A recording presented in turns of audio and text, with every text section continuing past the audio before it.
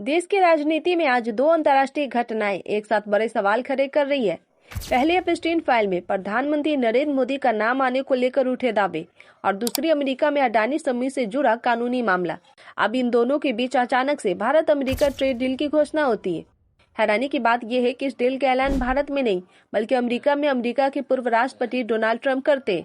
Trump का दावा है कि यह ट्रेड डील मोदी की रिक्वेस्ट पर की जा रही है, लेकिन दूसरी ओर आलोचकों का यह आरोप है अपनी अंतर्राष्ट्रीय छवि को बचाने और करीबी उद्योगपतियों को राहत दिलाने के लिए मोदी सरकार ने देश के किसानों और घरेलू उद्योगों को दांव पर लगा दिया।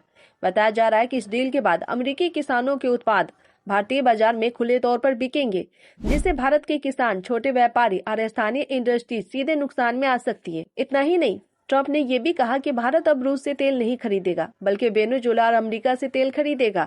लेकिन अगर ऐसा है तो सवाल साफ है कि क्या भारत ने अपनी ऊर्जा नीति भी दबाव में बदल दी, और अगर अमेरिका से ज्यादा आयात होंगे तो फिर मेक इन इंडिया का क्या होगा? क्या देसी उद्योग अमेरिकी कंपनियों से मुकाबला कर पाएंगे?